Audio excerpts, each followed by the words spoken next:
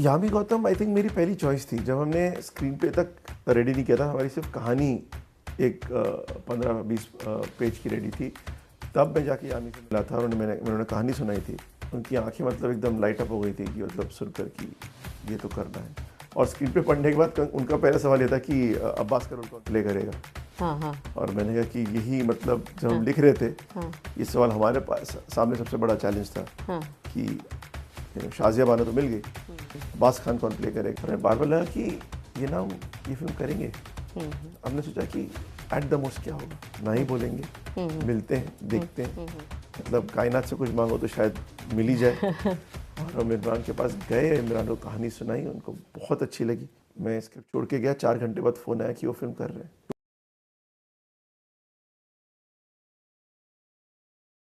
दोस्तों नमस्कार, रेडियो सखी ममता सिंह की ओर से आज विविध भारती के स्टूडियो में एक ऐसे लेखक और निर्देशक की आमद है जिन्होंने हर मूड की फिल्में लिखी हैं और डायरेक्ट की हैं। उनकी फिल्मों की फहरिस्त के बारे में हम इस आज की बातचीत के दौरान चर्चा करते चलेंगे। और हाल ही में एक फिल्म रिलीज़ हुई है, फैमिली ड्रामा है जो, और हमें तो बहुत पसंद है, फिल्म हक। तो इसकी भी चर्चा करेंगे। फिल्म हक के डायरेक्टर सुपर्ण वर्मा जी विविध भारती के स्टूडियो में। सुपर्ण वर्मा जी का हम बहुत बहुत स्वागत कर रहे हैं। आकर आपको कैसा लग रहा है, कैसी फीलिंग हो रही है, आप अपने जज्बात साझा कीजिए। मेरे लिए विविध भारती के स्टूडियो में आना मतलब मैं बड़ा हुआ हूँ ऑल इंडिया रेडियो के के प्रोग्राम्स को सुनते हुए, और काफ़ी सारे प्रोग्राम से मतलब एक जुड़ाव सा रहा है। और एक तो ऐसा ज़माना था जब हमारे पास चैनल्स कम थे और एंटरटेनमेंट का माध्यम आपके पास या तो टीवी था जो कि सिलेक्ट वक्त के लिए आता था, और बाकी आपके पास रेडियो था। जी। और all India radio was literally एक ऐसी जगह थी जहां मतलब हम कान लगा के वेट किया करते थे कि हमारे पसंदीदा गाने सुनाई देंगे, हमारे एंकर्स आएंगे। अमीन सियानी जी को कौन भूल सकता है। आई मीन सो हवा महल नाम का शो हुआ करता था, अभी भी आता है, अभी भी आता है। जी। सो छाया गीत आई मीन बिना का संगीत बाहर का सो मेरे लिए एक ऑल इंडिया रेडियो विविध भारती एक बहुत ही अहम पड़ाव रहा है मेरी लाइफ में। जी। और आज भी मतलब हम रेडियो सुनते हैं, लेकिन विविध भारती का जो मतलब बचपन में मतलब जो अहमता रही है लाइफ में, वो बहुत ही अलग किस्म की एक इमोशन है वो। बिल्कुल, एक नॉस्टैल्जिया था हम सब के लिए। हम सब विविध भारती सुन के बड़े हुए, और आज जब विविध भारती के मंच पर हम आते हैं माइक के सामने, तो आज भी हमें वही नॉस्टैल्जिया फील होता है। जबकि हम रोज़ाना हम यहाँ आते हैं और माइक से मुखातिब होते हैं, अब एक तरह से जॉब कर रहे हैं, लेकिन हमारे लिए भी वही बात है जो आप साझा कर रहे हैं। तो चलिए फिर शुरू करते हैं सिलसिला बातचीत का। और आपकी जो फिल्म रिलीज़ हुई है हाल में, हक, जिसकी बहुत चर्चा भी हो रही है, मीडिया में भी बहुत चर्चा हो रही है और लोग बहुत पसंद कर रहे हैं। मैंने खुद देखी और मुझे भी बहुत पसंद आई, फैमिली ड्रामा हक। तो इसके बारे में बताइए, इसकी कहानी क्या है और ये कैसे आपके मन में आइडिया आया इस फिल्म को बनाने का? जब मतलब मैंने सिर्फ एक बंदा काफ़ी है बनाई थी, उसके बाद से मतलब मैं एक टॉपिक ढूंढ रहा था कि जहां मैं एक ऐसी फिल्म बना सकूं जी, जो लीगल ड्रामा ही नहीं, बट मेरे लिए फेथ, आस्था एक बहुत बड़ी चीज़ है, राइट। और मैं चाह रहा था कि आस्था से जुड़ा मैं क्या कर सकता हूँ जी। और तब हमारे रिसर्च में हमारे पास शाह बानो का जिक्र बार बार आ रहा था। और तब हमने उनके मतलब लीगल केस में रिसर्च शुरू किया, और उनके सुप्रीम कोर्ट जजमेंट से प्रेरित मैंने अपनी राइटर रेशुनाथ से बात की और कहा कि आई थिंक इस मुद्दे पे मैं फिल्म बनाना चाहता हूँ। बट लीगल केस तो एक रहा, मैं ऑल्सो चाह रहा था कि मैरिज एज ए इंस्टीट्यूशन को भी हम एग्जामिन करें एक अलग तरीके से, जहाँ जितना हम रिसर्च करते गए लोग पूछते हैं कि ये कहानी 40 साल पुरानी थी, आज क्यों? जी। और मेरा कहना है कि 40 साल में औरतों की परिस्थितियों में क्या बदला है? बिल्कुल, वो तब भी मैंस वर्ल्ड में रहती थी, वो आज भी मैंस वर्ल्ड में रहती हैं। मर्दों के लिए लाइफ तब भी नॉर्मलाइज थी, वो आज भी नॉर्मलाइज्ड है। वही लोग उनको तब भी एनेबल करते थे, घर के ही लोग। जी बिल्कुल। एट टाइम्स उनकी माँ बहनें भी उन्हें एनेबल करती थी, आज भी वही करती हैं। तो कुछ बदला नहीं है जी। और वो कहानी उतनी रेलेवेंट है।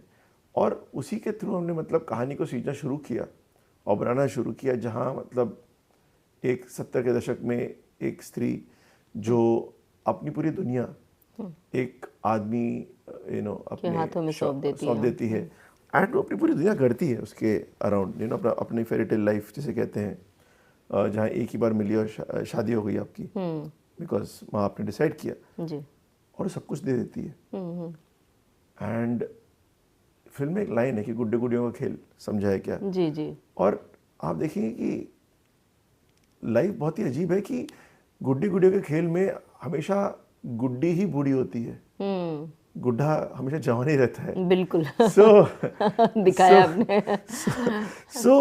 इस फिल्म के माध्यम से मैं काफ़ी कुछ कहना चाह रहा था। जी जी। और ये कहानी शाजिया और अब्बास खान की ही नहीं, ये कहानी सुनीता और अरविंद की भी हो सकती है। बिल्कुल सही बात ये है। कहानी सैंड्रा और एलेक की भी हो सकती है। इससे किसी धर्म, किसी कौम के बारे में नहीं था पर से। जी जी। ये कहानी इंसानों के बारे में है, जज्बातों के बारे में है, एक समाज के बारे में है और उसी को मतलब उन्हीं पहलुओं को एक्सप्लोर करती है।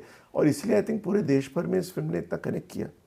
हर इंसान, हर औरत जी के दिल में ये फिल्म लगी है। जी बिल्कुल। और बहुत बड़ा मुद्दा शामिल किया, तलाक का मुद्दा, और उससे जो शाहबानो केस था उससे बहुत सारी महिलाओं को फ़ायदा भी मिला। और ये जो आपने मुद्दा उठाया बहुत ही बढ़िया था। फिल्म निर्देशित करने के समय किस तरह के चैलेंजेस आपको फील हुए, क्योंकि जहां आप बहुत सारे रहस्य, रोमांच और हॉरर फिल्में भी बना रहे हैं और कॉमेडी भी कर रहे हैं, वेब सीरीज़ इतनी सारी लिख रहे हैं, तो ऐसे में आप ढूंढ के ले आए ये मुद्दा, तो कोई डर आपके मन में या कोई चुनौती थी ख़ास तौर से? देखिए, जहाँ तक डर का सवाल है तो डर के तो ना मैं जीता हूँ, ना डर के मैं काम कर सकता हूँ। क्रिएटिव लोगों को डरना नहीं चाहिए, काम करना चाहिए। सही बात। अगर आप डरते हो तो क्रिएट मत करो।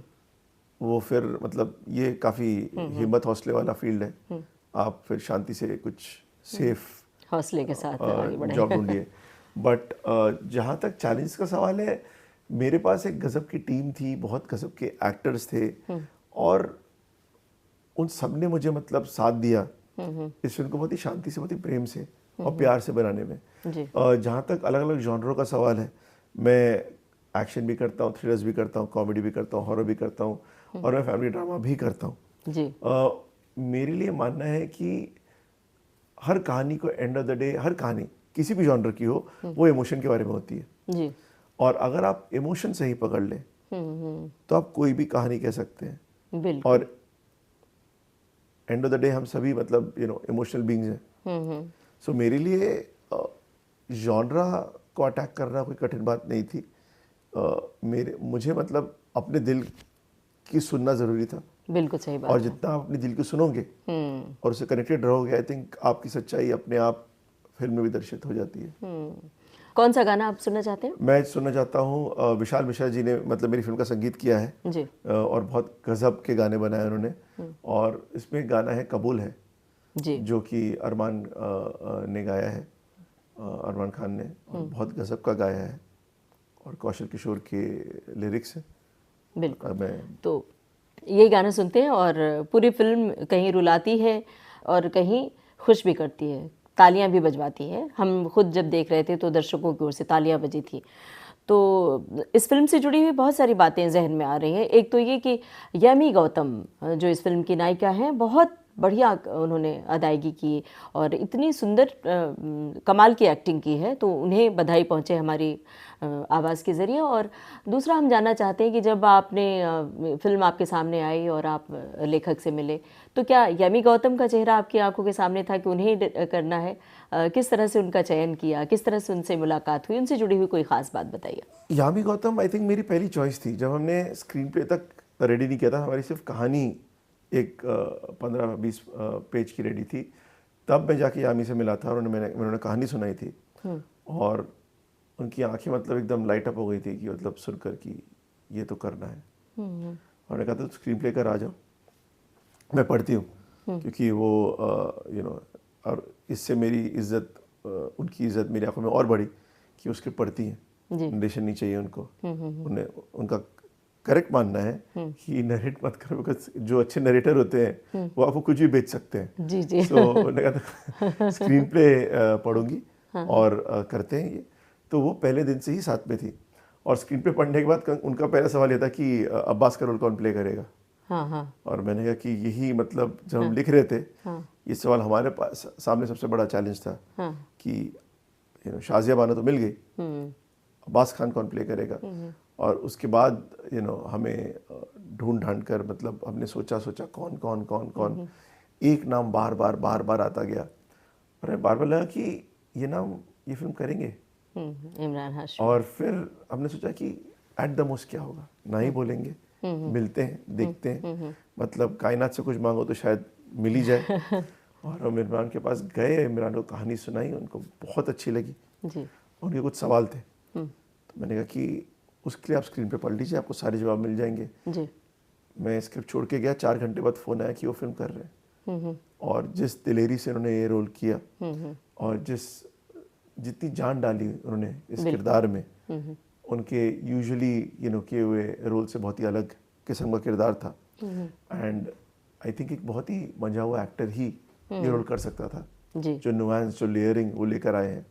एंड आई थिंक हम बहुत लकी थे कि हमें गजब के एक्टर्स मिले इस फिल्म के अंदर। सभी ने बहुत अच्छी भूमिका निभाई। इमरान हाशमी की भी कमाल की एक्टिंग थी और यमी गौतम का चेहरा तो बिल्कुल जो जिस परिदृश्य को आपने रचा है, वो जो परिदृश्य और वो चेहरा, मोहरा, बोलने का अंदाज, सब कुछ वैसा ही था।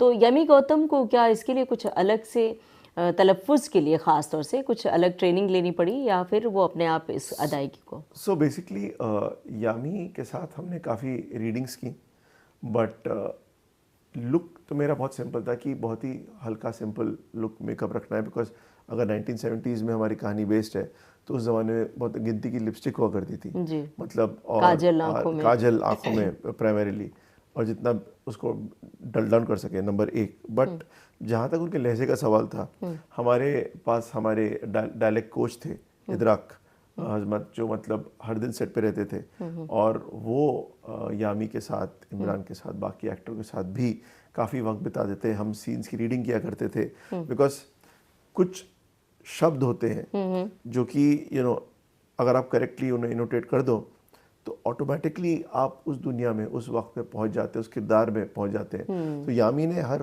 वर्ड को करेक्टली इनोटेट किया, ढंग से कहा।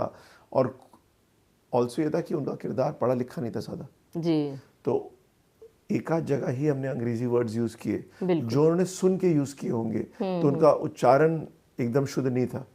तो उसका भी हमने मतलब वर्कआउट किया कि अगर वो मतलब मार्केट है तो यामी ने कहा मैं मार्केट लेके नहीं जाऊंगी, मैं मार्केटिंग बोलूंगी, बिकॉज मार्केटिंग और मार्केट एक ही लगता है। तो इस तरह के 3-4 वर्ड्स हमने पकड़े और कुछ जब भी हम पैराग्राफ लेते थे डायलॉग्स के तो उसमें हम मार्कआउट कर देते कि ये वर्ड इस तरह बोलेंगे आप, कि ये इतनी पॉलिश्ड बोली नहीं होगी, ये बोली आपकी स्लाइटली अलग किस्म की होगी। तो यामी ने मतलब हर शब्द को मेजर करके कहा है इसके अंदर। और ये बात बहुत बारीक है जो आपने इसको डाला और हम सभी ने ग्रहण किया कि वो शब्द गलत बोल रही हैं और वो किरदार के हिसाब से शायद फबेगा। और कुछ लोगों ने ये भी समझा होगा कि बाय मिस्टेक, लेकिन मुझे नहीं लगता कि इस फिल्म में कुछ बाय मिस्टेक नहीं है, जो मिस्टेक भी है जानबूझ के की जानबूझ के है, वो समझ में आ रहा था। और ये कुशल डायरेक्टर की खूबी है, ये आपकी खूबी है। राइटर का कितना रोल था, रिशु जी का, उनके बारे में बताइए, इस रचना प्रक्रिया और कैसे शूटिंग हुई, शूटिंग से जुड़ी हुई, लिखने से जुड़ी हुई कोई ख़ास याद बात? रेशु और मैं एक दूसरे को काफ़ी सालों से जानते हैं और पिछले 3-4 साल से तो मतलब हम काम करने की कोशिश कर रहे थे, सब्जेक्ट ढूंढने की कोशिश कर रहे थे। ये फिल्म का काम ऑलमोस्ट 2.5 साल चला है। मतलब ने जब डिसाइड किया उसके बाद 1 साल तो सिर्फ रिसर्च चला इस पर। और रिसर्च के बाद हमने स्क्रिप्ट लिखी, स्क्रिप्ट लिख के जब शूटिंग भी चालू की तो शूटिंग के दौरान भी मतलब 1 आध दिन वो बीच में सेट पे आई थी, बट अदरवाइज हम लोग हर दिन लगातार फ़ोन पे बात किया करते थे। मेरी टीम उनसे लगातार बात कर रही थी क्योंकि हमारा था कि और बेटर कैसे करे डायलॉग्स। जैसे इमरान हाशमी के जो क्लाइमैक्स की स्पीच है वो लिखने में 2 महीने लगे। जी। वो इतनी अच्छी स्पीच लिख दी गई कि उसके बाद मतलब अब हम पे बाहर आएगा कि इसके बाद शाजिया बानो को बोलना है, उसकी स्पीच का क्या करेंगे। वो लिखने में और 3-4 महीने लगे। इनफैक्ट हम लोग दोनों की स्पीच लिटरली, मैंने वो स्पीच दोनों की जो क्लाइमैक्स है हमारा वो एक्चुअली एंड में शूट किया। आखिरी के 2 दिन की शूटिंग अरे वाह, इसी की थी। और दोनों ही मतलब मेरे एक्टर्स स्कूल स्टूडेंट्स की तरह लास्ट मिनट तक उसका मतलब पढ़ाई करते रहे, प्रैक्टिस करते रहे, और हम लोग अच्छे स्टूडेंट्स की तरह लिखते रहे। लेकिन शूटिंग के उन सीन्स की शूटिंग के एक हफ्ते पहले मैंने कहा कि अब हम लिखना बंद कर रहे हैं, क्योंकि अगर मैंने एक ही वर्ड चेंज किया तो इनकी परफॉर्मेंस इफेक्ट होगी। बिकॉज अब ये अंदर अपनी टोटली ग्रहण कर चुके हैं, हर वर्ड, हर पॉज, हर बीट, हर लुक। अब अगर एक चीज भी चेंज करता हूँ, परफॉर्मेंस में दिखेगी। तो हमने शूटिंग के, इस सीन के शूटिंग के एक हफ्ते पहले लिखना बंद किया। और यामी और इमरान आपको मतलब इन 7 दिनों में बाकी सीन्स भी शूट हो रहे थे, शूटिंग तो रुकी नहीं थी हमारी, बट हर शॉट के बीच में दिखते थे कि कोई किसी कोने में जाके मतलब खड़ा है, बात किए जा रहा है।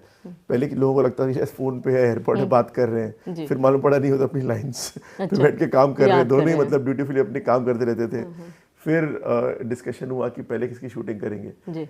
तो यामी तो हमारी फ्रंट बेंचर है, पहले हाथ उठा के बोला कि मैं करूंगी मैं रेडी हूँ। सब बहुत खुश थे कि हाँ भाई तुम पहले कर लो।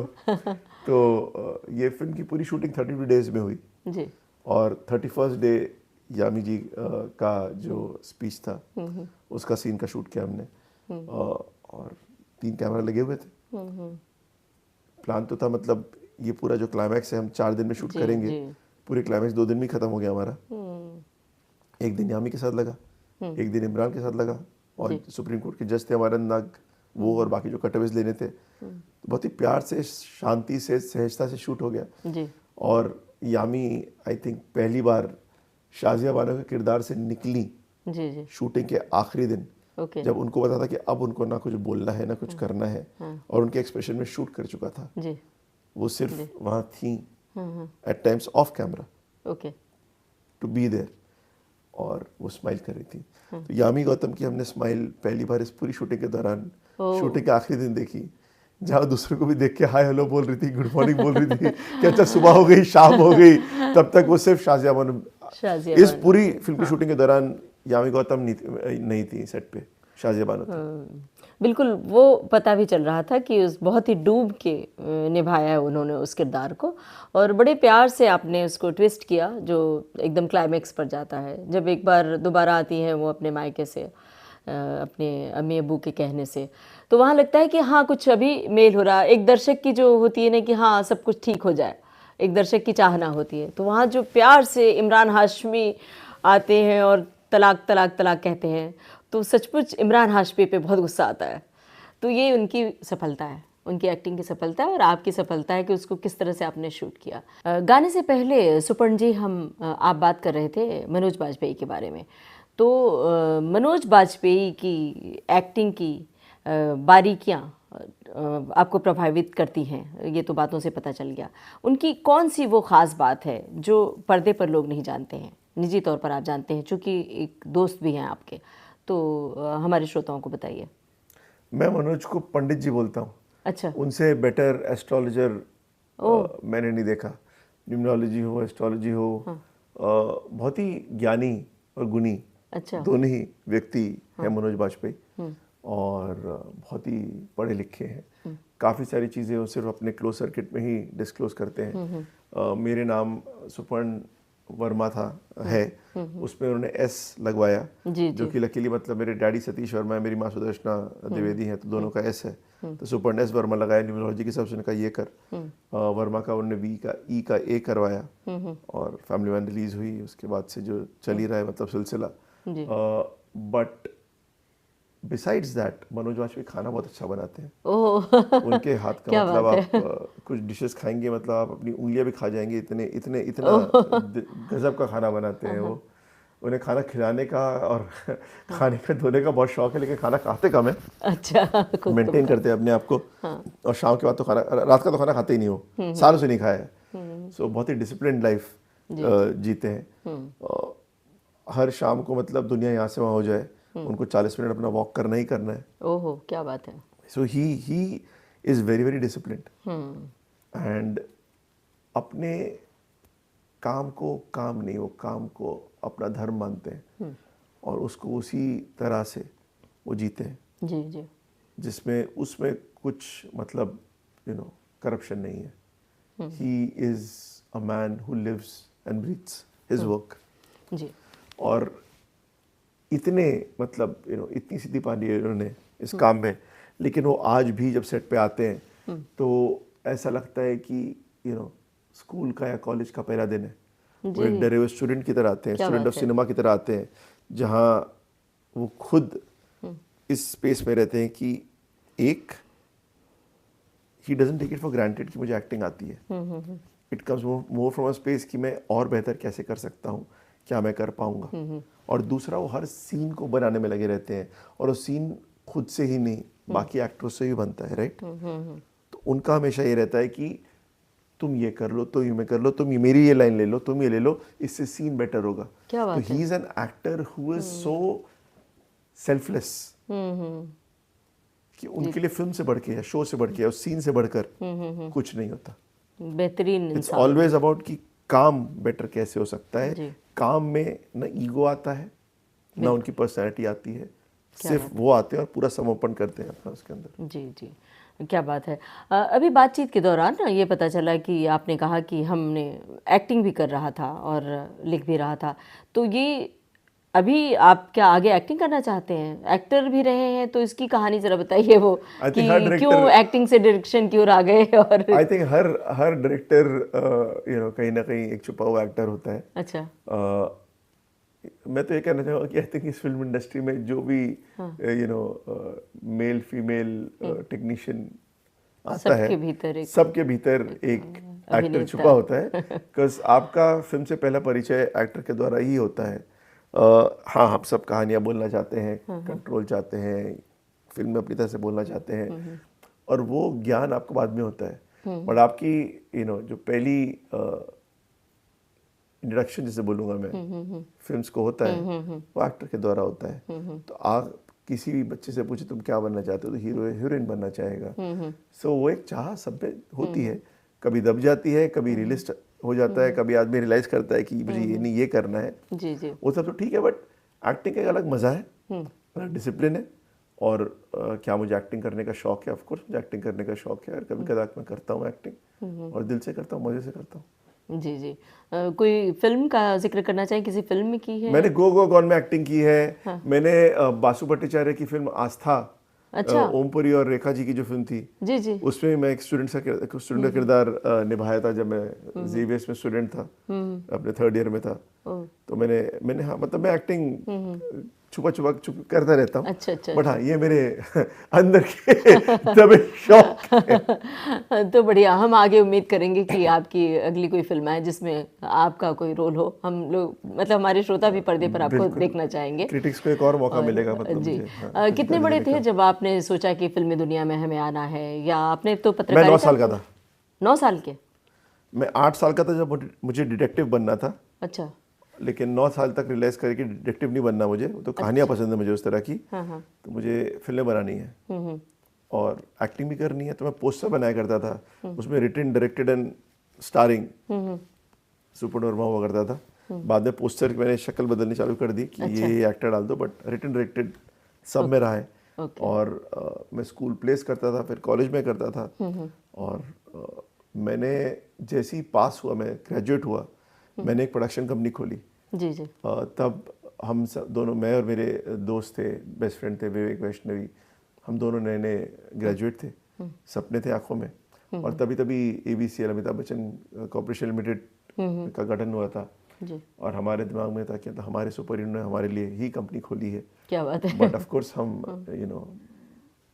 20-21 साल के जवान इनएक्सपीरियंस्ड लौंडे थे, और हमको लाइव देखनी बाकी थी। जी जी। तो हमने काफ़ी पापड़ बेले। अच्छा। और फिर मेरा फिल्म में एंट्री हुआ। मेरे दोस्त ने इन द मीन टाइम कविताएं लिखी, अच्छा। जो एक नॉर्वेजियन लड़की ने पढ़ी। ओके। उन दोनों का एक दूसरे से प्रेम हुआ, और वो नॉर्वे में अंग्रेजी सिखाते हैं, और वहाँ उनका परिवार है। मैं फिल्में बना रहा हूँ। जी। मैंने रोड पे आने की हर कोशिश की, और फाइनली रोड पे आ गया। जी। ये जो रोड चुनी है आपने, बहुत उम्दा रोड चुनी है और कामयाबी की रोड चुनी है। तो हम तो यही शुभकामनाएं करेंगे कि आप आगे बढ़ते जाइए। और आपने प्रेम कहानी का जिक्र किया, अपने दोस्त के बारे में बताया। आप अपनी कोई प्रेम कहानी बताना चाहते हैं, अभी जो आपकी श्रीमती जी हैं? तो उनसे जुड़ी हुई कोई बात साझा कीजिए श्रोताओं के साथ। वेल हम लोग कॉलेज में मिले थे और उसके बाद हम लोग वापस मिले जब हम लोग प्रोफेशनल्स बन चुके थे और तब मुलाकातें बढ़ती रही। तो वापस कैसे मिले वो बॉम्बे आ गई वापस, वो बीच में चली गई थी पुणे अपनी एमबीए करने के लिए और फिर बॉम्बे आई और फिर हमने वापस मुलाकात की। बट अब हम लोग अपनी लाइफ में अलग पहलुओं में थे और आई थिंक मोर मैच्योर थे जी। तो मिले, मुलाकात हुई और फिर कुछ सालों बाद हमारी शादी हुई जी। तो आपकी फिल्में देखती हैं आपकी श्रीमती जी, तो उनका क्या रिएक्शन होता है? मतलब वो निर्देशन घर में आपका ही चलता है या उनका चलता है? नहीं, मैं एक सिंगल पेरेंट चाइल्ड हूँ। मेरी मतलब पिताजी का देहांत बचपन में जल्दी हो गया था। मेरी माँ ने मेरी परवरिश की, मतलब बहुत ही स्ट्रांग लेडी हैं। तो I have realise early in life कि औरतें निर्देशन करें जिंदगी में तो जिंदगी शांति से चलती है। तो बताइए ये गाना आई थिंक ऐसा गाना है जो मतलब हर बच्चा गाता है और इसमें काफ़ी इनोसेंस है एंड आई थिंक मेरे लिए हमेशा इनोसेंस मैटर्स मोस्ट। अगेन गुलजार साहब जी, आर डी बर्मन साहब, लकड़ी की काटी पे घोड़ा। लेकिन यहाँ पर पत्नी के लिए गाना था ना, तो ये इसलिए गाना तो इनोसेंस कहा मैंने आपको। तो ये आपकी श्रीमती जी सुनेंगी तो उनको ऐतराज तो नहीं होगा? बिल्कुल मासूम फिल्म ऐतराज का। नहीं होगा। ये गाना हम अपने बच्चे के लिए भी गाते हैं, हमारे के लिए भी गा देते हैं। मिल के गाते हैं। ठीक है जी। तो ये गाना सुना हमने, मासूम फिल्म का गाना है, और ये गाना भला कौन नहीं गुनगुनाएगा साथ साथ। हम सब के बचपन का गाना ये हम सब ने सुना है और अपने बच्चों को सुनाया है, याद कराया है। जाहिर सी बात है इस गाने को आपकी माँ सुदर्शना द्विवेदी, जो जानी मानी पत्रकार हैं, सिर्फ मुंबई की नहीं बल्कि देश की जानी मानी पत्रकार हैं, धर्मयुग और नवभारत टाइम्स लगातार उनसे जुड़ा हुआ है। मतलब सुदर्शना द्विवेदी यानी धर्मयुग। तो उनके बारे में बताइए, सुदर्शना जी के बारे में, उनसे जुड़ी हुई बचपन की कौन सी याद है? माँ के रूप में कैसी हैं वो? आई थिंक अगर आप प्रेम की बात करें, प्यार की बात करें, तो मेरे लिए मतलब उसका एक ही रूप है, मेरी माँ। जिस तरह से उन्होंने मतलब हमको पाला है, जो उन्होंने कठिनाइयाँ देखी लाइफ में, जो कुछ उन्होंने सैक्रिफाइसेस किए। मतलब मैं आज तक जानता हूँ कि एक ज़माने में जब हम बड़े हो रहे थे तो रिक्शा में जाना लग्जरी थी एंड बस का टिकट आई थिंक 50 पैसे का आता था। एक दुनिया वो भी थी, राइट। मैं जानता हूँ कि मेरी माँ चाय के पैसे बचा दिया करती थी, कि उन पैसों को बचा बचा के मतलब वो वीकली फंड में डाला करती थी कि हमको वीकेंड पे वो एक उडुपी रेस्टोरेंट ले जाए, या मोंजनीज नाम की एक केक शॉप हुआ करती थी, वहाँ आइसक्रीम हुआ करती थी, तो वहाँ पे एक्स्ट्रा स्कूप आइसक्रीम खाएं। These are all luxuries, right. But हमें कभी कमी महसूस नहीं होनी थी। दिवाली पे नए कपड़े, क्रिसमस मनाया करते थे, हमारे घर में हर त्यौहार मनाए जी। एंड उनकी सारी लाइफ ही अपने बच्चों को मतलब बड़ा करने में रही है, कि उनकी खुशी। एंड मैंने अपनी माँ को देखा है कि दिन में मतलब वो सुबह हमें स्कूल भेजा करती थी, उसके बाद वो वीटी जाया करती थी अपने ऑफिस के लिए, कुछ टाइम्स ऑफ इंडिया की बिल्डिंग वहाँ है। मतलब पहले वो पीटीआई में थी, इंडियन एक्सप्रेस में थी, सभी सारे ऑफिस टाउन में ही हुआ करते थे और ट्रेन से जाया करती थी। कभी कदाक वो सेकंड क्लास का पास लेती थी पैसा बचाने के लिए, कुछ फर्स्ट क्लास का पास महंगा होता था। फिर आगे चल के फर्स्ट क्लास का पास चालू करते, बिकॉज सेकंड क्लास में घुसना ही नामुमकिन हो गया था। और फिर वो घर आती थी, हमारी बेबीसिटर घर जाया करती थी, फिर माँ फ्रेश खाना बनाती थी कि दिन में एक बार तो फ्रेश खाना मेरे बच्चे खाएंगे। उसके बाद हम सोते थे, मैं तो खैर चुप के नॉवल पढ़ा करता था, और तब मैं देखा करता था कि मेरी माँ बैठ के रात भर ट्रांसलेशन कर रही है। तो उस जमाने में टिंकल कॉमिक्स हुआ करते थे वगैरह, तो उन सब की गालीज घर में आया करती थी। उसकी बदौलत मतलब मेरे को टिंकल कॉमिक्स जल्दी पढ़ने को मिल जाया करते थे। बट वो 2-3 बजे तक वो ट्रांसलेशन कर रही हैं, फिर 7 बजे वापस उठ रही हैं, 6 बजे वापस उठ रही हैं। So she has struggled a lot, but with a conviction, with a integrity, जो कि बहुत ही इंस्पिरेशनल है। और खुद के लिए नहीं, आज भी मतलब बहुत सारी लोगों को जो नए शहर में आते हैं, वो माँ के पास जाते हैं बात करने के लिए, प्रोत्साहित होने के लिए, इंस्पायर होने के लिए, और वो हमेशा सबके लिए खड़ी होती हैं। जी। So she has always been there for people, which is a very rare quality. और उसको कुछ मिल नहीं रहा है उनको। It's a very selfless kind of way to be. ये बात आपकी इस बात से हम सब इत्तेफाक रखते हैं। हम निजी तौर पर उनको जानते हैं, सुदर्शना जी को, कि इतना सारा स्नेह उनके भीतर है कि आप तो उनके बेटे हैं, हम सब तो उनके लिए सिर्फ एक लेखिका और लेखिका दोस्त के रूप में जानते हैं और हम उन्हें दीदी कहते हैं। लेकिन उनका इतना ज़्यादा स्नेह हमें मिला है, हम सभी लेखिकाओं को, और ख़ास तौर से महिलाओं को बहुत बढ़ावा देती हैं वो।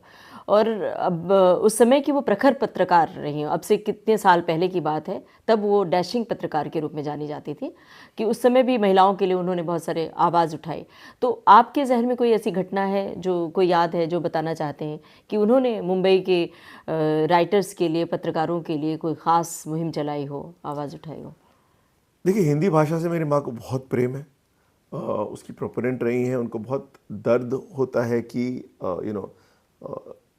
हमारा जो लिटरेचर है, हिंदी का लिटरेचर है, वो इतना रिच है, बट आज की तारीख में लोग उसको ना पढ़ रहे हैं ज़्यादा, ना वो ज़्यादा पब्लिश हो रहा है। और वो कोशिश करती रहती है कि वो मतलब जहाँ जहाँ राइटर्स को पुश कर सके। हाल ही में मतलब बहुत ही प्रसिद्ध राइटर है सूर्यबाला जी, जिनको मतलब माने घर में बुला के बाकी पत्रकारों को, राइटर्स को बुलाया था और उनका सम्मान किया था। और माँ इस तरह की चीज़ें लगातार करती रहती हैं, बिकॉज समवेयर आई थिंक हर क्रिएटर क्या चाहता है, acknowledgement. That's all anybody wants, is to be seen and recognised. And माँ वो अपने ढंग से हर आदमी को देती है, वेदर किसी से बात करके या 10 लोगों से मिलाकर। सो आई थिंक अपने आप में लोग कहते हैं ना कि अरे हम क्या कर सकते हैं, माँ मेरे ख्याल से वो इंसान है जो ये बॉदर नहीं करती कि 1000 लोग नहीं, 10,000 लोग नहीं, 100 लोग नहीं, 10 लोग भी काफ़ी हैं, 2 लोग भी काफ़ी है, समटाइम्स एक इंसान भी काफ़ी है। सो जो टाइटल है सिर्फ एक बंदा काफ़ी है, आई थिंक वो है। सही बात है, बहुत उनके अंदर गजब का हौसला है। और ये जो बात आपने कही, हम अपने श्रोताओं को बताना चाहते हैं कि सूर्यबाला जी को सम्मानित करने के लिए उन्होंने अपने घर पे मुंबई की सारी लेखिकाओं को बुलाया था और सारी लेखिकाएं जुटी हुई थी, एक अच्छा खासा जुटान था। तो ये उनकी खूबी है, और प्यार बरसाती हैं, स्नेह बरसाती हैं। आपके लिए भी बहुत सारा स्नेह बरसाया है उन्होंने। बताइए उनके लिए कौन सा गाना आप सुनवाएंगे श्रोताओं को? उनके लिए मैं हक फिल्म का ही गाना है, हक है मेरा, जो कि मतलब माँ को बहुत पसंद है। आजकल से वही गाना सुनती हैं वो। क्या बात है। तो उनके लिए ये टाइटल सॉन्ग। जी, तो हमें बताइए सुपर्ण जी कि जब पहली बार माँ ने आपकी ये फिल्म देखी तो उनका क्या रिएक्शन था, उनकी आंखों की जो माँ ने हक का पहले तो 3.5 घंटे वाला कट देखा था, जो लाइनअप था बेसिकली पूरी फिल्म का। जी। फिल्म तो 2 घंटे 5 मिनट की है एक्चुअल, बट 3.5 घंटे का लाइनअप था पूरा। वो देख के मतलब रोती हुई बाहर रही थी कि बहुत अच्छी फिल्म है, बहुत ही अच्छी फिल्म है। और फिल्म देख के फाइनली जब वो निकली और फाइनल फिल्म जब देखी, उनका कहना था कि मतलब कि लगता है किसी औरत ने फिल्म बनाई है या औरत के मन से बनी है। क्या बात है। तो मैंने कहा गुड है, आपके लिए समर्पण है। सही बात है, ऐसा फील होता है कि एक पुरुष एक स्त्री के जज्बात को इतनी बारीकी से कैसे समझ सकता है। जो यामी गौतम ने जो किरदार निभाया है, उस किरदार को कैसे आपने इतनी बारीकी से अनुभव किया, ये उन्होंने सही किया। एक पत्रकार के नज़रिए से उनका ये रिएक्शन रहा होगा। पत्नी का क्या रिएक्शन था? उन्होंने बहुत अच्छी फिल्म लगी। और आपकी बाकी फिल्मों में पत्नी आपकी कुछ कहती हैं, कुछ नेगेटिव भी बोलती हैं कि भाई इसमें और बदलाव कुछ अच्छी लगती हैं, कुछ अच्छी नहीं लगती है। तो बोलती हैं ऑनेस्ट फीडबैक मिल जाता है मुझे घर में। तो कभी कोई तकरार नहीं होता? नहीं, मेरा एज अ फिल्म मेकर मानना है कि आप अपने दिल से काम कीजिए, उसके बाद वो फिल्म ऑडियंस की होती है जी। और फिर ऑडियंस कोई भी हो, घर के लोग हैं बाहर के, आपको मतलब I think take it on the chin और एक खुले दिमाग से सुनो कि आप इम्प्रूव कर सको। जी।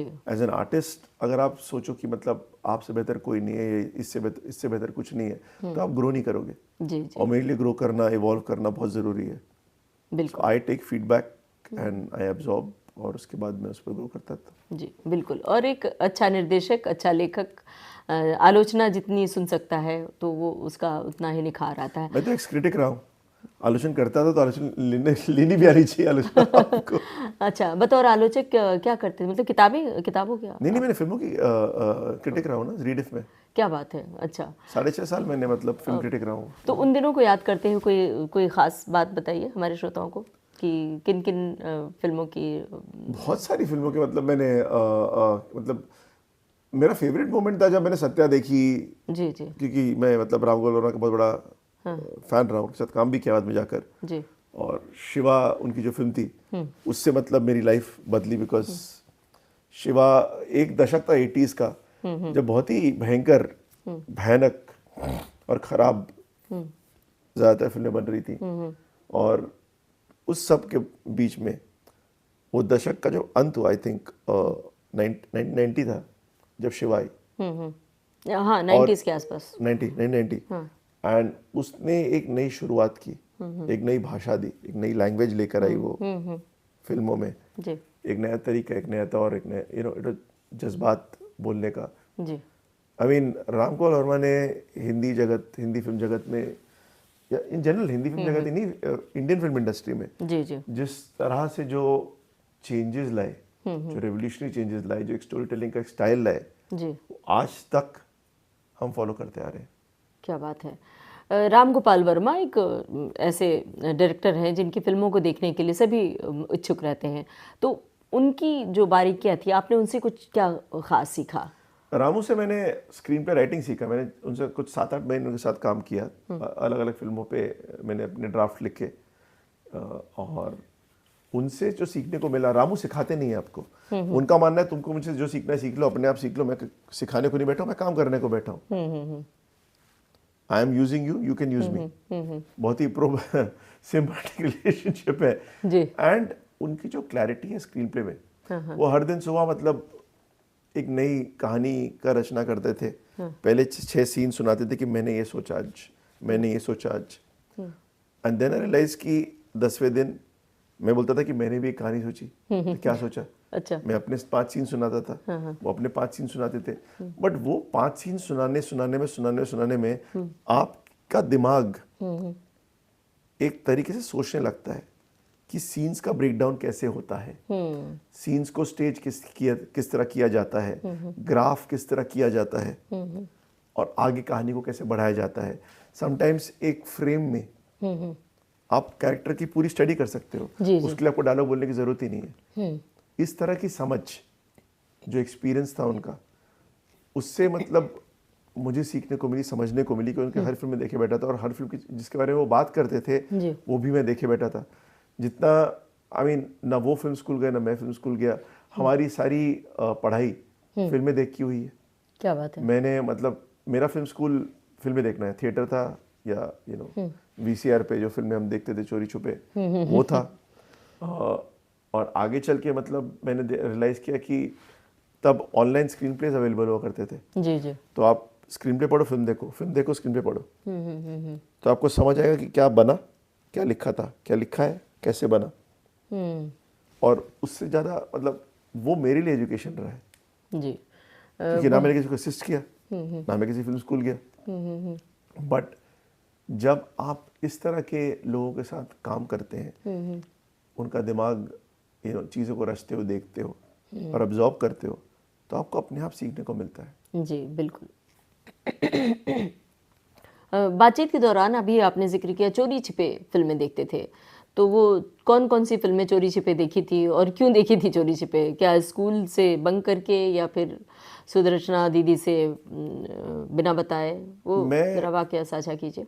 वो ज़माना था जहाँ मतलब 10 रुपए की हिंदी फिल्म मिलती थी, 20 रुपए की अंग्रेजी फिल्म कैसेट टेप पे मिलती थी, और मुझे पॉकेट मनी नहीं मिलता था। तो मैं लेकिन घर में अखबार बहुत आया करते थे, तो मैं घर की सारी रद्दी बेच के हर हफ्ते पैसे बटोरता था। अच्छा। और मैंने अपने दोस्तों के पास ये डील किया था कि जिनके पास वीसीआर था, उनके घर में हर दोपहर को फिल्म जाया करती थी, राइट। तो मैंने सबसे दोस्ती की थी और मैं रद्दियाँ बेच के मैगजीन्स और ख़रीदा करता था फिल्मों की। और एक टीवी एंड वीडियो वर्ल्ड नाम की मैगजीन आया करती जिसमें लास्ट के 2 पन्नों में पराग संघवी इंग्लिश फिल्मों का सिनॉप्सिस डालते थे। वो सिनॉप्सिस पढ़ के मैं इमेजिन करता था कि फिल्म अच्छी ही खराब है। तो मेरा डील ये था कि मैं फिल्म सजेस्ट करूंगा, इस फिल्म के 2 रुपए मैं नहीं दूंगा, अच्छा। क्योंकि 10 लोग मिलके किया करते थे, राइट। तो अगर फिल्म खराब हुई और पसंद किसी को नहीं आई, मतलब 5 से अगर ज़्यादा लोगों को पसंद नहीं आई, तो मैं पूरी फिल्म का पैसा दूंगा। ओहो और अगर अच्छी लगी, सबको 5 से ज़्यादा को अच्छी लगी, तो मैं पैसे नहीं दूंगा। तो मैंने बेसिकली अपनी सारी फिल्में इसी तरह देखी हैं। एक आध फिल्म थी जो लोगों को समझ नहीं आई, लेकिन बाद में चल के उनको पसंद आई, बिकॉज वो अच्छी फिल्में थी। मैं क्या बोलूँ, क्या बात है। ठीक है। तो मेरी फिल्म की एजुकेशन इस तरह हुई है। फिल्मों के प्रति रुझान और पैशन शुरू से था आपका, हमेशा से। तो पढ़ाई में फिर कैसे थे? पढ़ाई के लिए क्या कुछ मैनेज करना पड़ता था, वो कहानी भी बताइए।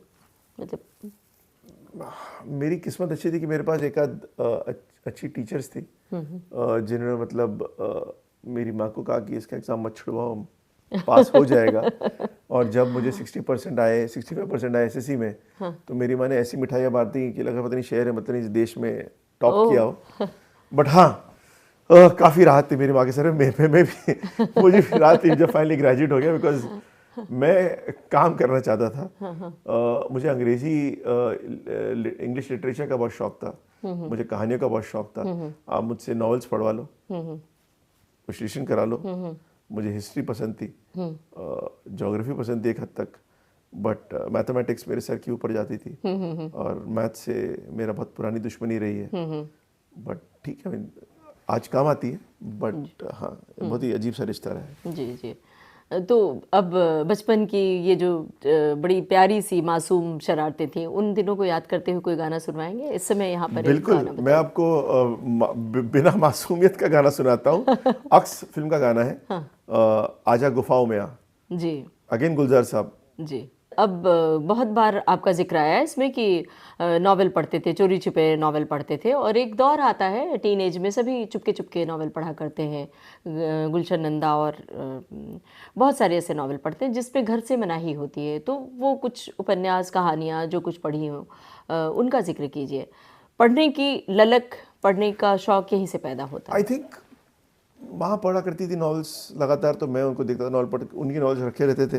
अगाथा क्रिस्टी उनका फेवरेट नॉवेलिस्ट था, उनकी नॉवेलिस्ट हैं। तो अगाथा क्रिस्टी से शुरुआत हुई, Perry Mason, Alistair MacLean, James Hadley Chase, Joan Collins, Desmond Bagley, मतलब थ्रिलर्स से जो शुरुआत हुई, उसके बाद तो फिर समुंदर है। आप पढ़ते रहो पढ़ते रहो पढ़ते रहो और कोई अंत नहीं है। और मेरे में लालच है पढ़ने का। आई थिंक पढ़ने का, एक्सपीरियंस करने का, फिल्में हो या म्यूजिक हो या नॉवेल्स हो, और मुझे बहुत अच्छा लगता है। तो मैं संगीत सुनते सुनते, आप पढ़ भी सकते हो, आप फिल्में देखने के टाइम से फिल्म देख सकते हो, विच इज़ फाइन। तब मैं खाना खाया करता था उसके साथ। बट एनीवे, तो मैं वेदर कॉमिक हो, ग्राफिक नॉवल हो, मांगा हो, नॉवेल्स हो, फिल्में हो, एनिमेशन हो, मतलब मैं हर चीज़ पढ़ते थे को निचोड़ लेता था जी। और आज भी वही करता हूँ। और एक राइटर का वो पढ़ना बहुत ज़रूरी होता है, तो क्या आपको लगता है कि इन राइटर्स का, इन लेखकों का प्रभाव कहीं आपके लेखन पे पड़ा है, या किसी से इंस्पायर हुए हैं? मेरे फेवरेट ऑथर स्टीफन किंग है जी। जिनको जाना तो हॉरर के लिए जाता है, लेकिन वो हॉरर से ज़्यादा आई थिंक कैरेक्टर्स लिखते हैं जो बहुत ही सिंपैथेटिक होते हैं, जो टूटे हुए लोग होते हैं, जिन्हें लोग वियर्ड मानते हैं, अजीब मानते हैं, बट स्टीफन किंग उनको समझता है। And that is something I identify with a lot. In fact उनका टैटू भी है मेरे हाथ पे। बट तो वो मेरे फेवरेट ऑथर रहे हैं। जहाँ तक राइटिंग पे प्रभाव पड़ा है in general, I think her writer को ट्रैवल ज़्यादा करना चाहिए, जो लोगों को समझ पाए, कल्चर्स को समझ पाए, दिमाग खोल पाए। जितना आपका दिमाग खुलेगा उतना आपका दिल खुलता है। जी बिल्कुल। और जितना आप आई थिंक ओपन माइंडेड रहेंगे, उतना आपका आई थिंक लेखन रिच होता है मेरे ख्याल से। बिल्कुल सही बात है। जितने अनुभव हैं उन अनुभवों को इकट्ठा करना बहुत ज़रूरी होता है। जितने कम बायसेस रहे आपकी लाइफ में, उतना बेटर है आपके लिए। बिल्कुल। छल और जानशीन, एक खिलाड़ी एक हसीना, लिखी है आपने, डायरेक्ट नहीं किया ना? छल लिखी है, छल मेरी पहली फिल्म थी, जानशीन मेरी 5th फिल्म थी, फिरोज खान साहब के साथ मैंने को राइट की थी। एक खिलाड़ी एक हसीना मेरी पहली फिल्म में डायरेक्टर भी थी, राइटर लिखी भी है। जी। तो कहाँ से प्रेरणा मिली, छल फिल्म की प्रेरणा कहाँ से मिली आपको लिखने की? छल की कहानी मज़ेदार है। मतलब मैं रीडिफ में काम क्या कर रहा था, और मुझे undercover cops as a genre बहुत पसंद है। तो मैंने उसको लिखना शुरू किया और कहानी पूरी लिख ली थी। और मुझे कहानियाँ उस तरह की पसंद है जो लूप में हो, कि लाइफ इज़ अ सर्कल, जहाँ शुरुआत होती है कहीं ना कहीं वहीं ख़त्म होती है, वहीं से वापस एक नई शुरुआत होती है और एक नया लूप शुरू होता है। तो छल उसी स्टाइल में लिखी गई थी कि किस तरह एक अंडरकवर कॉप को पहले सीन में इंडक्ट करते हैं और आखिरी सीन में वही अंडरकवर कॉप किसी और को इंडक्ट कर रहा है। और वहाँ से लिखना शुरू किया था। और हंसल ने जब मुझे कहा फिल्म लिखने को, तब हंसल अभय देओल की डेब्यू फिल्म डायरेक्ट करने वाले थे और उस पर मैं बतौर लेखक घुसा था। और हमने कुछ 1-1.5 महीने कोशिश की लिखने की कहानी को, और कहानी लिख नहीं पा रहे थे। और एक दिन मैं रात को 1:30 बजे उनके घर से निकला, उनके असिस्टेंट्स कनिका और शशि बैठे थे, उनको मैंने एक 10 पन्ने की कहानी छोड़ी। उन्होंने वो रात को 1:30 बजे पढ़ी कहानी। हंसल तब सो गया था थोड़ी देर के लिए, वो 4 बजे उठा और उन्होंने कहा कि ये पढ़ो, ये बनाते हैं। हंसल के पास उस वक्त एक प्रोड्यूसर आए थे, नितिन पाटिल, जिन्होंने कहा कि 1 करोड़ में एक फिल्म बना के दो मुझे। मेरे पास 1 करोड़ ही है। और उस जमाने में नए एक कॉन्सेप्ट निकला था, स्मॉल बजट फिल्म। तो हंसल ने कहानी पढ़ी, उसने कहा बहुत अच्छा है, कितने टाइम लिख लेगा? मैं तेज लिखता था, मैंने कहा 2 हफ्ते में लिख के दे देता हूँ। मैंने पहला ड्राफ्ट 2 हफ्ते में लिखा, उनका प्रेप चालू हो गया, फिर तो ड्राफ्ट लिखते रहे हम लोग। और के मेनन और प्रशांत नारायणन दोनों इस फिल्म में थे। सारे नए लोग आए इसके अंदर, नावेद असलम थे, संजय मिश्रा जी थे, मतलब सब भर भर के थे लोग। जया मिश्रा थी, national award winning actress Orissa से। सो ये सब आए और मैंने बहुत सारे रात के सीन लिखे। इनफैक्ट 80% छल के सीन्स रात के हैं, बिकॉज मैं शूटिंग पे होना चाहता था जी। अच्छा। तो मेरा डे का जॉब था। हाँ। तो अगर रात के सीनों को तो रात को शूट करने पड़ेंगे। जी जी जी। तो मैं बाय डे रीडिफ जाता था, बाय रात शूटिंग करता था और सुबह 7 बजे उनका पैकअप होता था, मैं वापस रीडिफ पहुंच जाता था। तो उस शूटिंग एक्सपीरियंस की मैंने और उस तरह छल बनी हमारी। हाँ। एक खिलाड़ी एक हसीना के बारे में हमारे श्रोताओं को मुझे फिरोज खान साहब से रामू ने मिलवाया। और खान साहब ने जब बुलाया तब मेरा पहला जवाब था कि मैं रीडिफ में नौकरी भी कर रहा हूँ, हंसल की 2 फिल्मों पे काम कर रहा हूँ और उस वक्त रामू की 2 फिल्मों पे काम कर रहा था। तो मैंने कहा मैं इससे ज़्यादा नहीं कर सकता। तो मेरा जवाब खान साहब को पहली बार ना था। आई डोंट थिंक खान साहब को किसी ने ना कहा है। और खान साहब ने मुझे इतना प्यार दिया, ही अडॉप्टेड मी। वो हर संडे को मुझे, वो जानते थे कि मैं नौकरी करता हूँ, तो हर संडे को मुझे बुलाते थे और खाना खिलाते थे और अपनी स्क्रिप्ट डिस्कस करते थे। मैं भी डिस्कस करता था उससे स्क्रिप्ट, दुनिया भर की बातें करते थे, स्क्रिप्ट डिस्कस की, घर चला गया। ऐसे 5 रविवार बीत गए। 6ठे रविवार उन्होंने मुझे कहा कि अच्छा सुन बच्चा, ये लो। ये क्या है सर? मैंने कहा चेक है। मैंने कहा चेक किस बात का? तो मेरी फिल्म में काम कर रहे हो इसलिए। मैंने कहा बेटा तो 6 रविवार से जब कर रहे वो क्या है, बस कुछ बार मैंने उनका आइडिया भी लेके दे दिया करता था कि सर ये आइडिया मैंने सोचा था, ले लो। तो उस तरह से वो शुरुआत हुई। और फरदीन और मेरी दोस्ती जानशीन की शूटिंग के दौरान हुई। और जब मैंने कहा कि मैं डायरेक्ट करना चाहता हूँ तो फरदीन ने कहा मैं एक्ट करता हूँ। और खान साहब उस वक्त उन्होंने कुछ 18 या 20 साल से किसी बाहर वाले डायरेक्टर के लिए एक्टिंग नहीं की थी, वो भी मान गए। तो तब एक स्क्रिप्ट, मेरे लीड एक्टर और खान साहब as antagonist already in the film attached. मैं प्रीति चंदी कॉर्पोरेशन के पास गया, पीएनसी के पास गया, प्रीति चंदी जी से मिला, जो कि finally enough again life is a full circle. मेरे जो एडिटर इन चीफ थे रीडिफ के, वो उनके एडिटर इन चीफ हुआ करते इलस्ट्रेटेड वीकली में। अच्छा। सो एनीवे उनसे मिला, उनको कहानी सुनाई, उनको बहुत पसंद आई और उन्होंने मुझे चांस दिया जी। एंड उस तरह से एक खिलाड़ी एक हसीना की शुरुआत हुई, जिसमें प्रीतम का म्यूजिक था जी जी जी और मयूरपुरी के लिरिक्स थे और सारे गाने हिट गए इस फिल्म के। जी। तो इनसे जुड़ी हुई कोई खास घटना याद साझा करना चाहेंगे प्रीतम और मयूरपुरी से जुड़ी हुई? प्रीतम तो मतलब तब भी लास्ट मिनट गाने देता था, आज भी लास्ट मिनट गाने देता है, बट गजब के गाने देता है। मुझे अब तक याद है कि मतलब मयूर और मैं रात को 12:30 बजे बैठ के लिरिक्स लॉक कर रहे थे जी। उसमें एक गाना था सारा जहाँ का इश्क है झूठा। जी जी। मयूर ने पहले लिखा था कि सारा जहाँ का इश्क है मैला। अच्छा। मैला बेसिकली। उसने तो मैला लिखा था, सारा जहाँ का इश्क है मैला। बट बंगाली में मैला एक बहुत ही गंदा वर्ड है, जी जी। उसकी मतलब इट्स नॉट मैला, it's verse.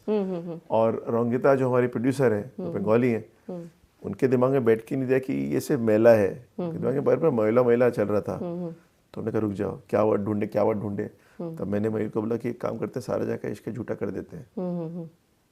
Ji ji. Theme तो ऑटोमेटिक वही है। तो उस तरह से वो शुरुआत हुई, और फिर प्रीतम ने रात भर काम किया उसके ऊपर।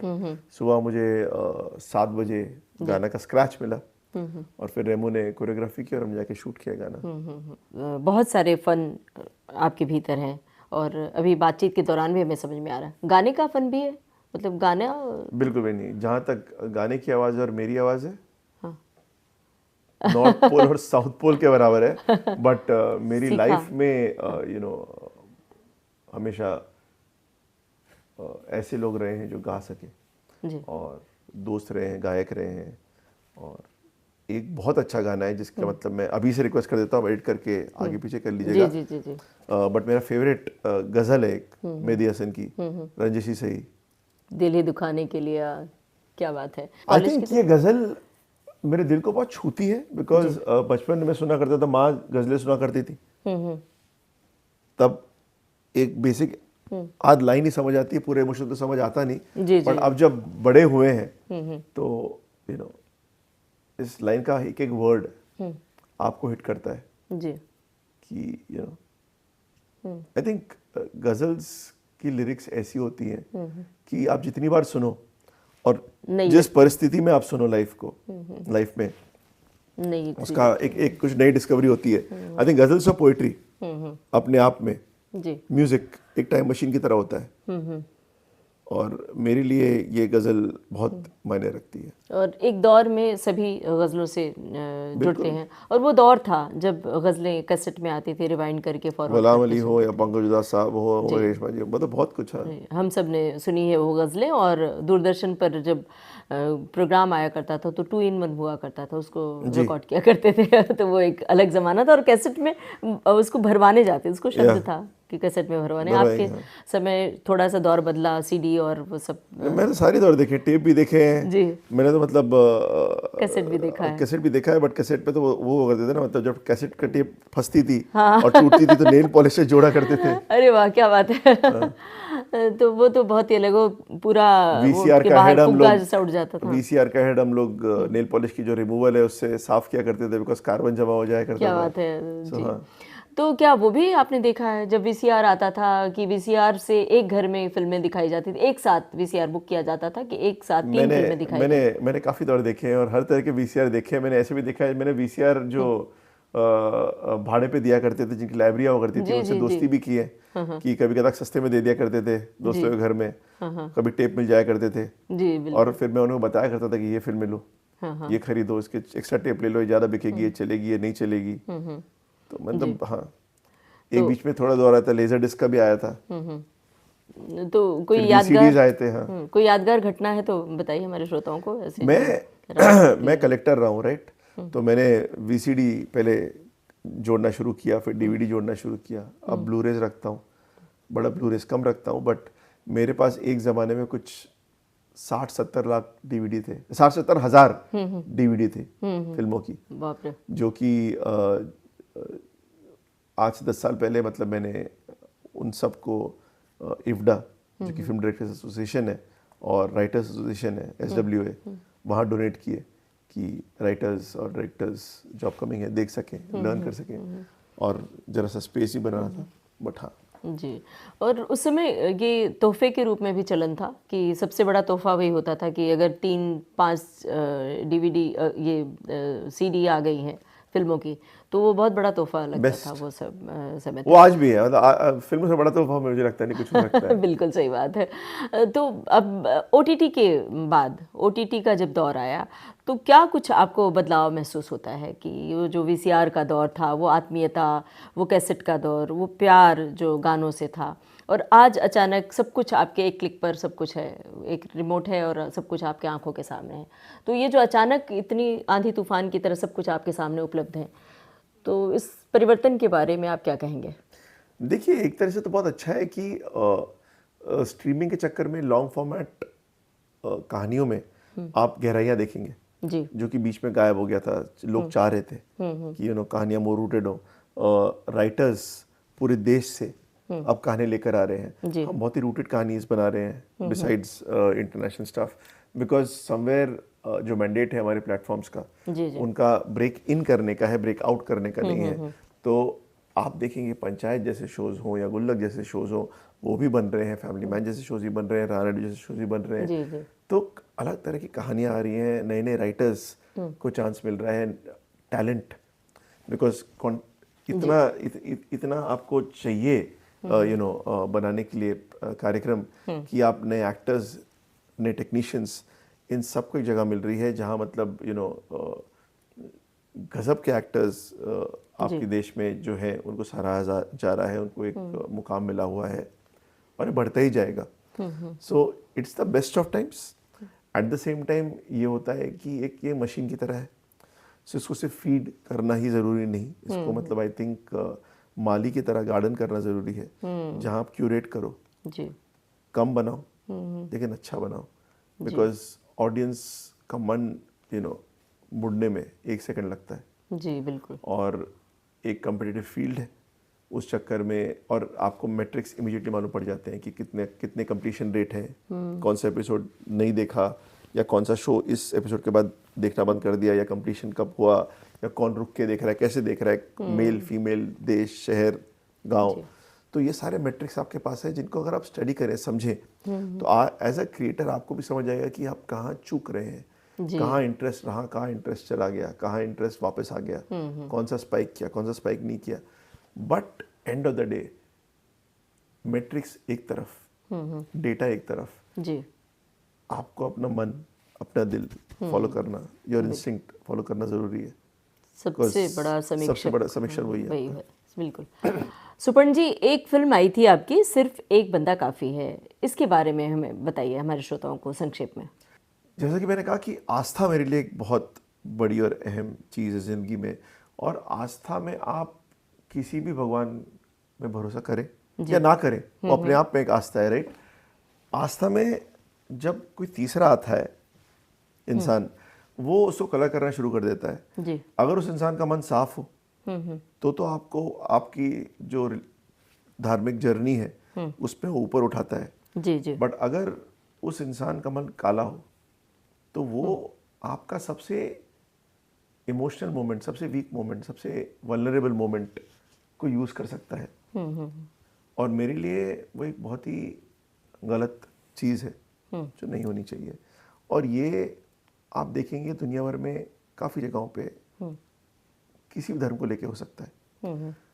सिर्फ एक बंदा काफ़ी है। कहानी थी जो एक लॉयर से प्रेरित थी, असली लाइफ लॉयर जिनके हमने लाइफ राइट्स किए थे, पीसी सोलंकी, जिन्होंने मतलब एक गॉडमैन के खिलाफ गए, और ये पहला केस था पॉस्को के अंडर जो इस देश में ट्राई हुआ था निर्भया के बाद जो लॉ बनी थी। और उस केस के तहत उनको इस देश के सबसे बड़े लॉयर्स, एक लॉयर्स, क्योंकि वो इंसान तो बहुत अमीर था, जो गलत था लेकिन अमीर था और बहुत पावरफुल था जी। और ये एक स्मॉल टाउन लॉयर जो मतलब लड़ा और सुप्रीम कोर्ट तक जाके जीता। जी जी ये लड़ाई अपने आप में बहुत बड़ी चीज़ थी जी।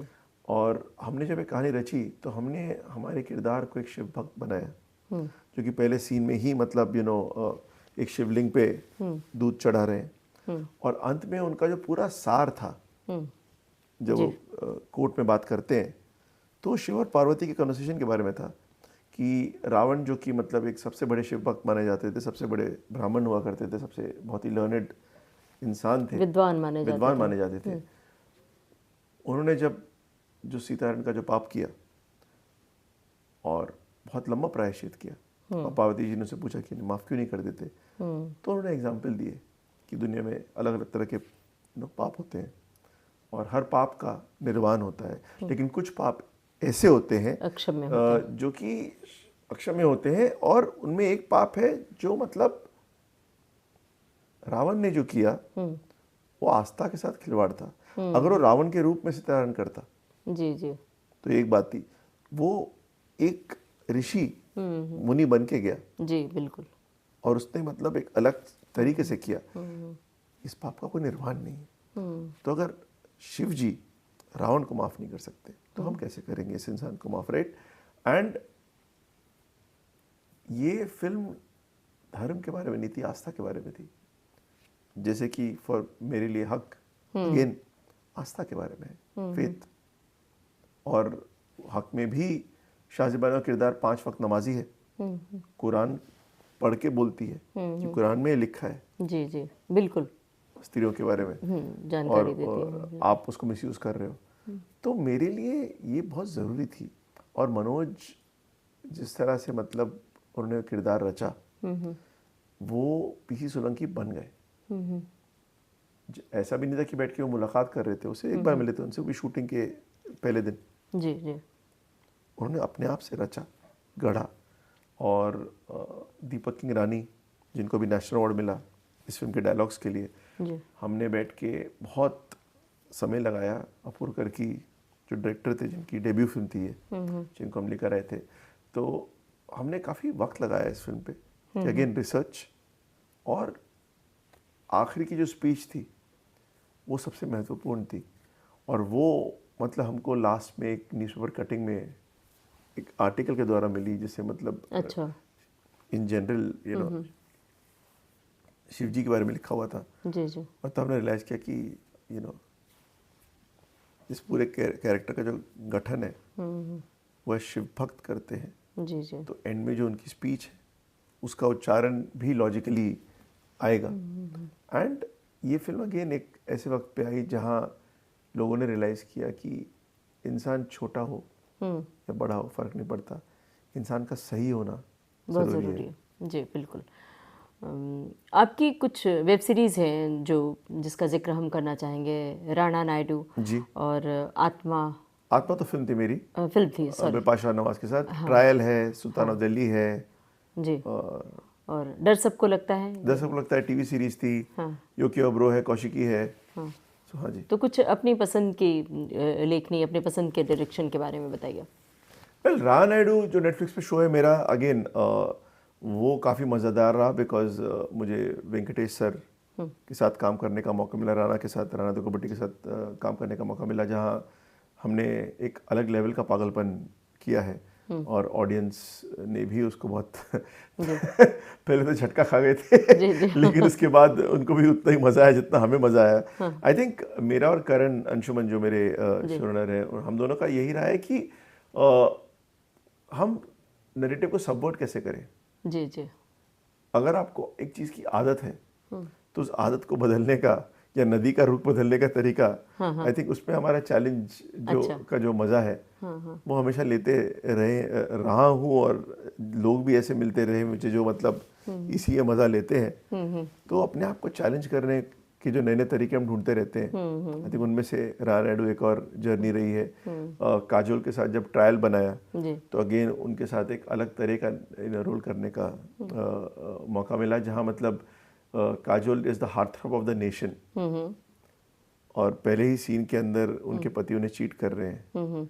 हार्टथ्रॉब ऑफ द नेशन का मतलब हार्ट तोड़ना, जी जी। और वहाँ से कहानी की शुरुआत करनी अपने आप में एक चैलेंज था। तो काजोल से जुड़ी कोई खास बात साझा करना चाहेंगे कि काजोल एक बॉल ऑफ एनर्जी है, और अगर आप उनकी एनर्जी को मैच कर जाओ पहले दिन, तो मतलब आपकी ज़िंदगी बहुत सुखद रहेगी, उनकी ज़िंदगी बहुत सुखद रहेगी, और जो एक्सपीरियंस रहेगा वो इतना रिच रहेगा बिकॉज वो काम में निकल कर आता है।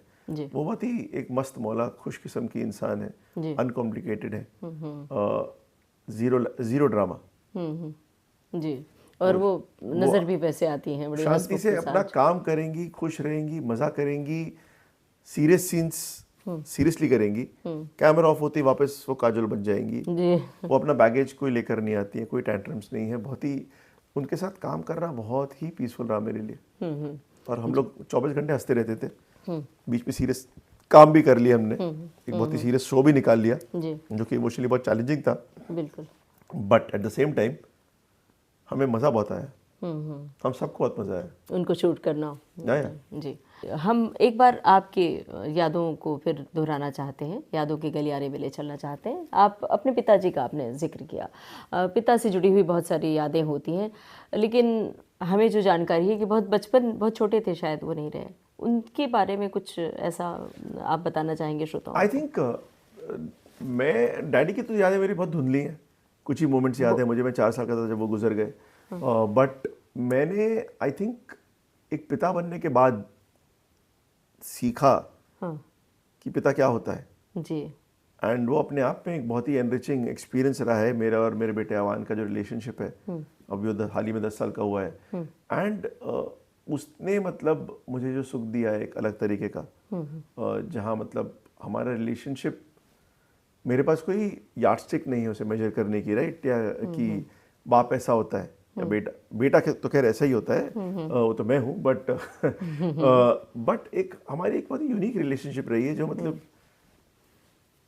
अपने आप दोस्ती जैसे दोस्ती है, प्यार है, सब कुछ है। मतलब वो मेरे लिए बहुत कुछ है और एवर इवॉल्विंग है, और वो बहुत ही इमोशनली मैच्योर है। मतलब हाल ही में उसको लंबे बाल करने का शौक था और बहुत लंबे बाल कर लिए उसने, और एक वक्त में मैंने उसके बीच बीच बाल कटवाए थे और मैंने बार्बर को कान में बोल दिया था कि छोटे काट देना, और वो बहुत गुस्सा हुआ और दुखी हुआ, और वो मुझे बाजू में लेके गया, मुझे डाडा बुलाता है। और फनी पार्ट है कि मैं भी अपने पिताजी को डाडा बुलाया करता था, जी। और बाजू में ले गया कि डाडा, I am not the same boy I was before. Oh, क्या मैं बात। बदल चुका हूँ। मैंने कहा भाई तू 9 साल का है, तू मुझे ये बोल रहा है। हाँ बट फैक्ट है, जी हम साल बाय साल बदलते हैं। बिल्कुल। तो वो इंसान नहीं है जो पिछले साल था, हाँ तो बदल चुका है। तो मैंने कहा कि आज से मैं तुझे कभी नहीं कहूँगा जी। कि तुझे क्या पहनना है, कैसे बाल करने हैं, तुझे जो करना है कर। फिर उसने 6 महीने तक अपने बाल लंबे किए, बहुत खुश रहा। हाल ही में वापस बाल कटवाए। बट आई रियलाइज कि हम बच्चों में 2-3 चीज़ें जो मतलब नहीं सिखाते, जो मैं उसको सिखाने की कोशिश करता हूँ। एक है ना बोलना। ना बोलना अपने आप में सबसे बड़ी ताकत है इंसान की। जी हम ना बोलने से डरते हैं कि दूसरा बुरा मान जाएगा या क्या हम मिस आउट कर जाएंगे। वो डर निकाल दिया, उसकी ना को रिस्पेक्ट करना सिखाया। बिकॉज अगर उसकी ना को मैं रिस्पेक्ट करूंगा तो वो किसी और की ना को रिस्पेक्ट करेगा, जी। ना को समझेगा। और दूसरा सेल्फ लव। हम बच्चों को हमेशा बोलते हैं सेल्फिश मत बनो, सेल्फिश मत बनो, सेल्फिश मत बनो। करेक्ट बोलते हैं बिल्कुल कि दूसरों को मतलब आदर दो, सम्मान दो, प्यार दो। सही बात है। लेकिन हम सेल्फ लव नहीं सिखाते उन्हें। खुद का सम्मान करो, खुद का सम्मान करो, खुद से प्रेम करो, अपने लिए करो चीजें। अगर वो तुम्हें खुश करता है जी तो कर लो। जी जी वो करना बहुत जरूरी है, बिकॉज वरना आगे चल के दुख होता है। और आगे चल के सेल्फ लव सीखना में आप गिल्टी फील करते हो फिर, और सेल्फ लव में गिल्ट फील नहीं करना चाहिए। तो वो क्या फिल्मों में आना चाहता है? वो भी आपकी फिल्मों में काम करना कहता तो है एक्टिंग करनी है उसको। अच्छा एक मैंने शॉर्ट फिल्म बनाई थी वेव्स के लिए। इनफैक्ट उसमें उसने एक छोटा सा रोल भी किया था। जी मे बी आगे चल के करूँगा और बड़ा होगा तो देखते हैं उसकी क्या दिलचस्पी रहती है। वो अपने यूट्यूब पे उसका चैनल है जिस पे वो वीडियोस डालता है। अच्छा। शूट करता है, एडिट करता है, एक्ट करता है उसके अंदर, खुद ही लिखता है, बनाता है। तो चल रहा है उसका आज की मतलब टुडे लोग यूट्यूबर बनना चाहते हैं। आज से 10 साल में जब वो बड़ा होगा तो शायद कुछ और बनना चाहे। बट उसको मैंने बोला कि तू जो चाहे कर, मैं तुझे सपोर्ट करने के लिए खड़ा हूँ। I mean we have one life. इतने बड़े ब्रह्मांड में, इतने छोटे से पत्थर में आप इतने छोटे से कण हो। जी जी तो सही आपकी बात। सबकी खुशी अपनी अपनी होनी चाहिए, अपनी जिंदगी सबकी अपनी होनी चाहिए। बिल्कुल। और आजकल अच्छी बात है कि माता पिता फ्री करते हैं बच्चों को कि आप जो करना चाहें करें। आई थिंक उस मामले में मैं भी लकी था कि मतलब मेरी माँ ने कभी मतलब ये नहीं बोला कि ये कर वो कर। कहा जो करना है कर, बस पढ़ ले, जी ग्रेजुएट बन जा, उसके बाद तो कोई जो करना है कर। जिस दिन मैं ग्रेजुएट बना उस दिन मैं आज़ाद हो गया। जी। और आपने पढ़ा भी, खूब पढ़ा, और कहानियाँ किताबें अभी भी पढ़ते रहते हैं। आपके शौक़ के बारे में हमें पता है। जो फिल्मी दुनिया में जो युवा पीढ़ी आना चाहती है, आपके बाद की जो पीढ़ी आना चाहती है, उनके लिए क्या आप संदेश देना चाहेंगे? क्या कहना चाहेंगे? किस तरह का सिनेमा में बदलाव की ज़रूरत है, वेब सीरीज़ में बदलाव की ज़रूरत है, या क्या तैयारी मांगती है? देखिए, बदलाव की तो बात नहीं करूँगा, बिकॉज बदलाव तो अपने आप होता रहता है। आप चाहो ना चाहो, वक्त आपको मतलब मजबूर कर देगा बदलने में। बट जहाँ तक तैयारी का सवाल है, आई थिंक पढ़ो जी, किताबें पढ़ो, आर्टिकल्स पढ़ो। अब तो इंटरनेट के द्वारा आप हर चीज़ पढ़ सकते हो, हर चीज़ का एक्सेस है। अपना दिमाग बनाओ खुद के लिए, दोनों पहलू समझने के बाद एक तरफा चीज़ें मत सुनो, जितना ट्रैवल कर सको, जितना लोगों से मिल सको मिलो, जिंदगी जियो, 2-3 बार एटलीस्ट अपना दिल तोड़ो, मजबूत बनोगे, सशक्त बनोगे, खड़े होगे पैर पे, और डरो मत। बिल्कुल। मतलब ये मत चाहो कि मतलब लाइफ तुम्हें सिर्फ अच्छा ही अच्छा दे, खराब दे, हाइंडसाइट में मालूम पड़ेगा कि वो जो खराब मिला था उससे भी तुमने ग्रो किया, जो अच्छा मिला उससे भी ग्रो करोगे, और जिंदगी में ग्रो करते रहो, दिमाग और दिल दोनों खुला रखो। जी बिल्कुल। पत्रकारिता का आपका अनुभव आपकी फिल्मों में काम आता है? ऑफ कोर्स, जब मैंने ज़मीन फिल्म लिखी तो मैंने आखिरी कहानी जो मतलब स्टोरी जो मैंने कवर की थी जर्नलिस्ट बतौर IC-814 हाईजैक की थी। तो Zameen was literally about the hijack of the plane, जिसमें अजय देवगन, अभिषेक बच्चन और बिपाशा बासु थी। जी जी जी। फैमिली मैन जब लिख रहा था तो अगेन लेखन काम आया। आई थिंक पत्रकारिता अपने आप में क्या है, it is an examination of facts, it's a study of society, of people, of events that are happening, और उनको कनेक्ट करना, world events, local events, society को समझना, लोगों को समझना, और जितनी आपकी समझ बढ़ेगी उतना ही आपके काम में उपयोग आएगी। हक के टाइम अगेन, सिर्फ एक बंदा काफ़ी है कि वक्त again. So I don't think life में आप कोई भी एक्सपीरियंस बोल सकते हो कि काम नहीं आया। काम सब कुछ अच्छा आता है, अच्छा बुरा, स्थिरता, कुछ ना होना, बेरोजगार होना, खूब काम करना, हर चीज़ लाइफ में काम कभी ना कभी आती ही आती है। जी सुपर्ण जी, बहुत बेहतरीन बातचीत साझा की आपने श्रोताओं के साथ, और हमें बहुत अच्छा लगा, बहुत एंजॉय किया, दिलचस्प बातचीत आपने की, और विविध भारती के स्टूडियो में आप आए, हमें बहुत अच्छा लगा। आपका बहुत बहुत शुक्रिया। नमस्कार। आपका बहुत बहुत शुक्रिया, विविध भारती में मेरा मुझे इनवाइट करने का आपका बहुत बहुत धन्यवाद। नमस्कार।